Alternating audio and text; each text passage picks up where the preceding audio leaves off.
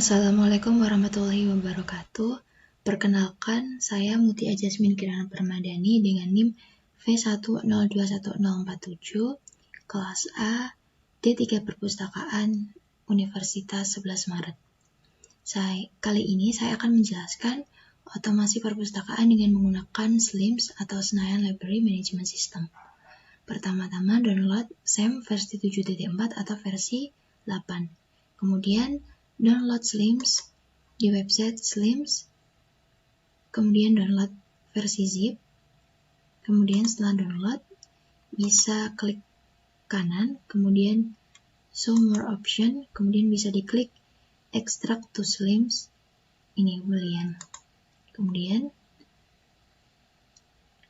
ditunggu prosesnya.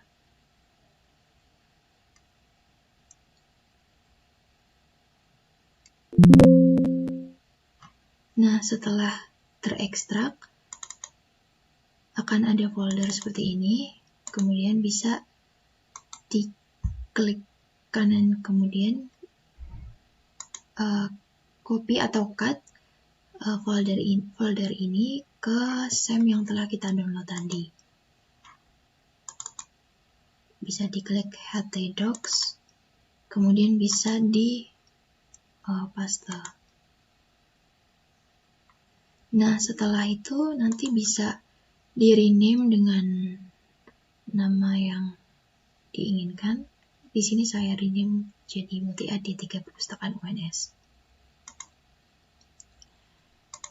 Setelah memindahkan folder SLIM tadi ke dalam SAM htdocs, kemudian kita hidupkan SAM yang tadi kita install.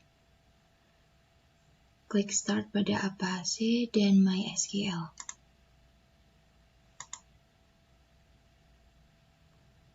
Nah, jika sudah, kemudian kita buat database baru dengan cara klik localhost, kemudian klik phpMyAdmin.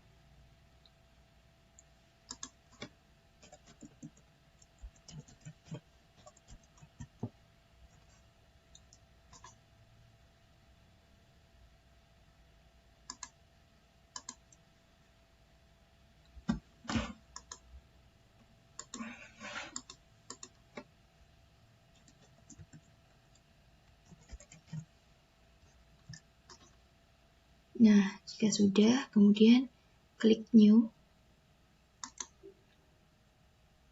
buat database baru. Nah, di sini saya menggunakan database Mutia D3 Perpustakaan UNS. Jika sudah membuat database baru, kemudian klik localhost, kemudian ketik database yang tadi kita buat. Nah, ini tadi database-nya saya menyesuaikan dengan folder yang tadi saya rename.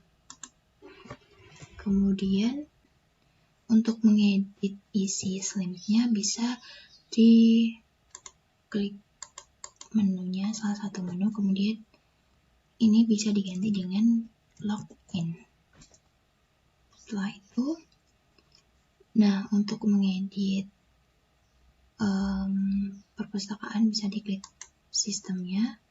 Ini bisa mengedit nama perpustakaannya. Di sini saya menggunakan perpustakaan SD Ginjang Sawit 119. Kemudian bisa ditambah logonya apa, nama tambahan perpustakaannya apa. Kemudian bisa setelah mengedit ini, kemudian bisa disimpan pengaturan. Diklik simpan pengaturan. Kemudian untuk mengedit informasi yang ada di perpustakaan bisa diklik konten.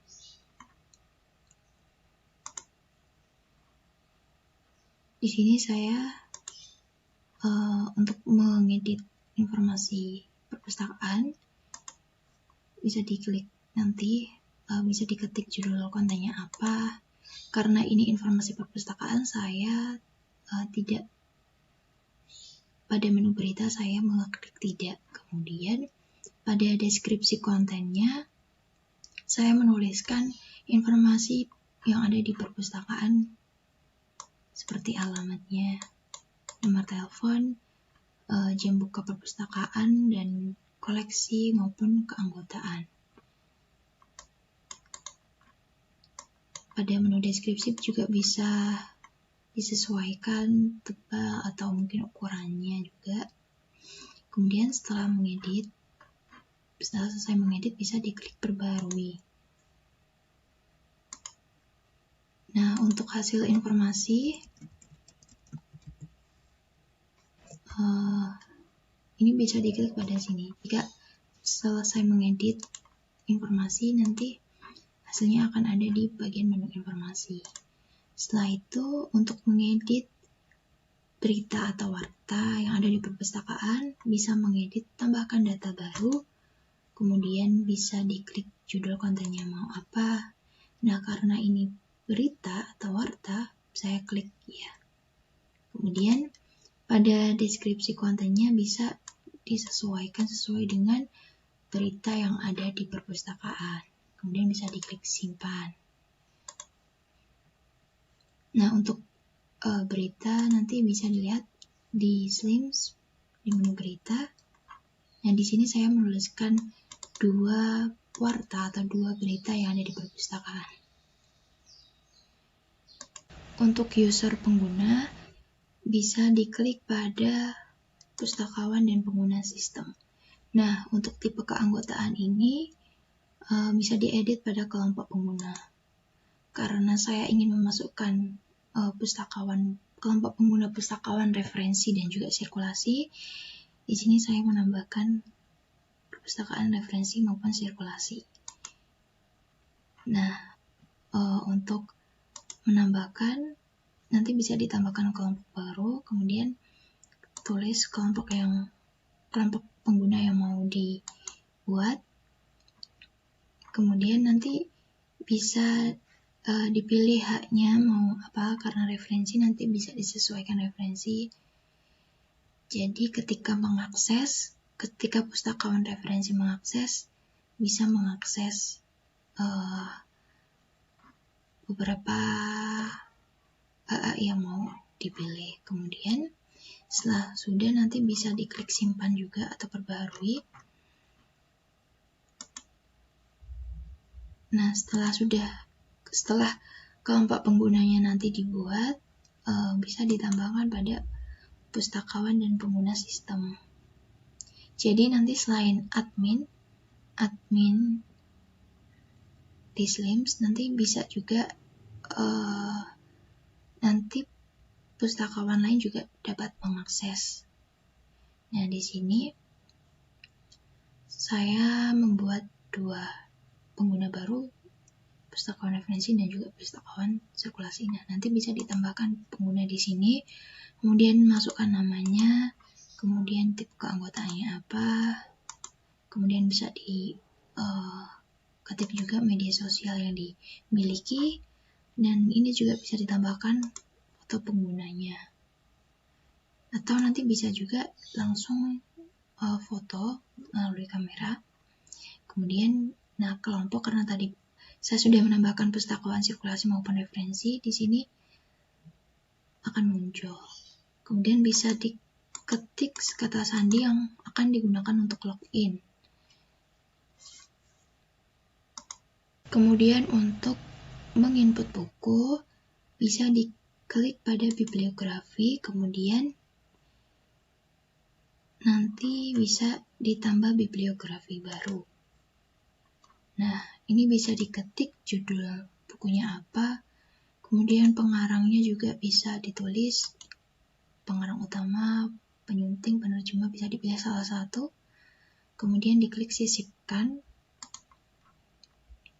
Bisa dilengkapi juga, misalnya edisinya mau seperti apa, ISBN-nya, penerbit, tahun terbit, tempat terbit, deskripsi fisik bukunya seperti apa, nomor klasifikasi, kemudian nomor panggilnya, bisa ditambahkan juga subjeknya mau seperti apa, kemudian bahasanya, di sini juga bisa ditambahkan sampulnya mau seperti apa. Kemudian untuk supaya terlihat buku yang kita masukkan atau input, kita bisa klik promosikan, kemudian simpan. Kemudian untuk melihat bibliografi yang kita buat, nanti bisa dilihat daftar bibliografi. Kemudian pada salin ini, pada menu salinan ini bisa diedit atau dimasukkan sesuai salinannya dengan cara klik sunting, kemudian nanti bisa ditambah eksemplarnya. Nah, kode eksemplar ini biasanya nomor barcode yang ada di buku. Kemudian bisa dipilih tipe koleksinya apa, referensi, textbook ataupun fiksi, kemudian bisa diklik simpan. Setelah itu nanti klik perbarui. Jadi nanti pada eksemplar nanti bisa ditambahkan tidak hanya satu eksemplar, kode eksemplar bisa lebih dari satu. Nah, di sini saya memasukkan 10 buku beserta sampul-sampulnya juga. Kemudian untuk mengedit, untuk mendaftarkan anggota perpustakaan bisa diklik pada menu keanggotaan. Kemudian untuk menambah anggota bisa diklik tambah anggota. Nah, ini teman-teman bisa memasukkan ID anggotanya apa, nama anggotanya siapa, tanggal lahirnya, kemudian berlaku hingga ini, maksudnya anggota perpustakaannya berlaku sampai kapan, institusinya siapa. Nah, tipe keanggotaan tadi sama seperti yang tadi, bisa dimasukkan di bisa ditambahkan tipe keanggotaannya di menu tipe keanggotaan ini. Nah, di sini saya memasukkan tipe keanggotaan guru dan karyawan maupun siswa. Nah, ini nanti dimasukkan di tipe keanggotaan yang mau dibuat. Kemudian bisa dimasukkan jenis kelamin, alamat, nomor telepon. Kemudian nomor ID-nya, bisa dipilih juga fotonya. Kemudian kata sandi, bisa dimasukkan kata sandi. Nah, kata sandi ini untuk masuk ke Slims-nya. Nah, di sini saya sudah memasukkan 6 anggota yang terdiri dari 5 siswa dan juga 1 guru ataupun karyawan. Kemudian untuk mengedit kartu anggota atau mencetak kartu anggota bisa diklik pada pencetakan kartu anggota. Nah, untuk mau mengedit bisa diklik setelan. Nah, ini bisa dipilih model kartu yang mau diinginkan, mau klasik ataupun old. Kemudian diklik. Nah, di sini bisa diedit isi kartu yang mau dibuat seperti apa. Bisa diedit kartu bagian depan seperti apa, kartu bagian belakang. Bisa diubah juga ukurannya, warna headernya juga bisa dirubah. Nah, di sini pada kartu depan saya memasukkan kartu anggota, kemudian pada bagian belakang kartu saya menuliskan tata tertib. Di sini di menu peraturan saya memasukkan 5 peraturan, kemudian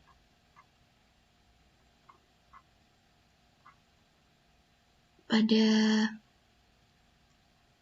bagian kartu depan nanti juga bisa diedit kotanya, jabatannya, petugasnya, ID petugas yang membuatkan kartu. Kemudian bisa dipilih juga gambar kartu, sisi bagian depannya atau gambar sisi belakang, bisa ditambahkan juga logonya. Kemudian tanda tangan atau cap. Nah, di sini untuk mengubah logo ataupun gambar background ataupun tanda tangan bisa diklik same, kemudian pilih htdocs, kemudian folder yang tadi kita buat, Kemudian bisa diklik Files, kemudian pilih Member Card, kemudian karena tadi saya memilih model All, saya pilih All, kemudian di sini akan ada gambar-gambarnya. Nah, untuk menambahkan gambar, logo, ataupun tanda tangan, nanti bisa disesuaikan dengan ukuran file sebelumnya yang sudah ada di template. Seperti ini, ukuran 40-40 disesuaikan, kemudian setelah sesuai bisa dimasukkan. Nah, nanti di sini akan muncul menu-menu yang sudah kita buat tadi, foto-foto yang sudah kita tambahkan tadi. Nah, setelah sudah, kemudian bisa diklik simpan pengaturan. Untuk melihat kartu yang sudah kita buat tadi, kita bisa klik pencetakan kartu anggota, kemudian tandai semua, kemudian tambahkan dalam antrian, atau nanti bisa dipilih beberapa kartu yang mau dicetak. Kemudian bisa diklik cetak kartu anggota.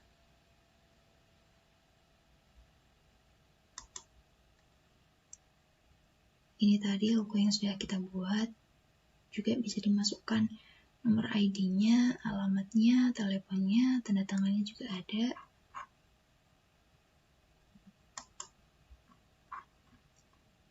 Itu dia video penjelasan tentang otomasi perpustakaan.